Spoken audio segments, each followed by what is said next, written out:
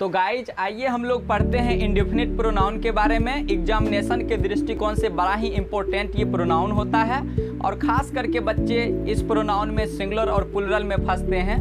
तो आइए देखते हैं।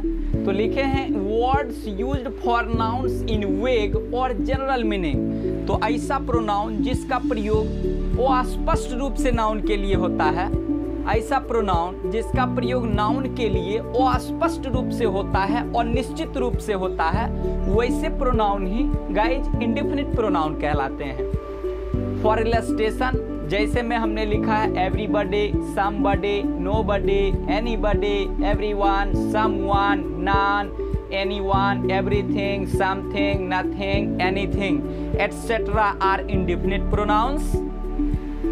तो guys These pronouns are used in singular form and takes singular verb। ये सारे जितने भी प्रोनाउन है गाइज, ये सब का प्रयोग सिंगुलर फॉर्म में होता है और इसके साथ सिंगुलर वर्ब का प्रयोग होता है। ये ऊपर जितने भी देखे हैं तो सब के लास्ट में गाइज यहाँ क्या देख रहे हैं, इसमें बॉडी है।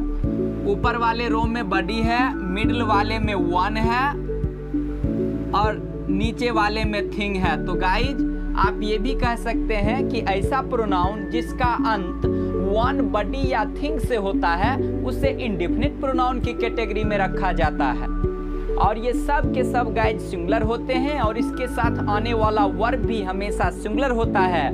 फॉर एग्जाम्पल जैसे समवन इज कॉलिंग यू, कोई आपको पुकार रहा है, यहाँ समवन गाइज इंडेफिनिट प्रोनाउन है और ये सिंगुलर है। तो देखिए इसके साथ आने वाला वर्ब भी सिंगुलर है।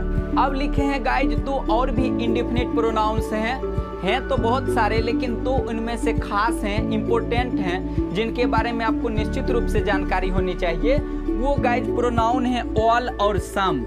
तो ऑल और सम के बारे में गाइज जान लीजिए कि ये दोनों का प्रयोग सिंगुलर फॉर्म में भी होता है और प्लूरल फॉर्म में भी होता है, लेकिन एक अंतर है कि याद रखिएगा जब ऑल और सम प्रोनाउन का प्रयोग सिंगुलर फॉर्म में होगा गाइज तो ये हमेशा थिंग को डिनोट करता है, वस्तु को डिनोट करता है। लेकिन जब ऑल और सम का प्रयोग व्यक्ति के लिए होता है, पर्सन के लिए होता है, तब गाइज ये प्लूरल फॉर्म में प्रयुक्त होता है। जैसे बोर्ड पे देखते हैं ऑल से लिखे हैं सिंगुलर तो थिंग को डिनोट कर रहा है।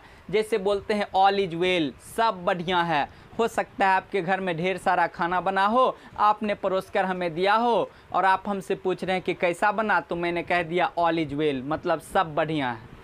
तो निश्चित रूप से गाइज ये वस्तु को डिनोट करता है, थिंग को डिनोट करता है, लेकिन ऑल का प्रयोग जब व्यक्ति को डिनोट करेगा, पर्सन को डिनोट करेगा तो प्लूरल फॉर्म में होगा। जैसे बोले ऑल आर स्टूडेंट्स, सभी विद्यार्थी हैं। वही कंडीशन सम के साथ भी है, सम सिंगुलर भी है और प्लूरल भी है। सिंगुलर में जैसे some of the water is dirty, पानी का कुछ भाग, कुछ हिस्सा गंदा है। प्लूरल फॉर्म में व्यक्ति के लिए देखते हैं तो some of the boys are naughty, लड़कों में से कुछ नटखट हैं, बदमाश हैं। तो गाइज आशा करते हैं कि आप इंडेफिनिट प्रोनाउन को अच्छी तरह समझ गए होंगे। इसी तरह आगे आप समझने के लिए हमारे साथ जुड़े रहें। Thanks for watching this video.